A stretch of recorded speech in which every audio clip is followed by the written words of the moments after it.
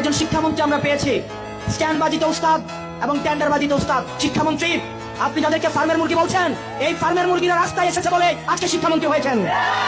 ফার্মের মুরগিরা রাস্তায় নেমে এসেছে বলেই শিলং থেকে এসে সংবিধান বিশেষজ্ঞ হয়েছে।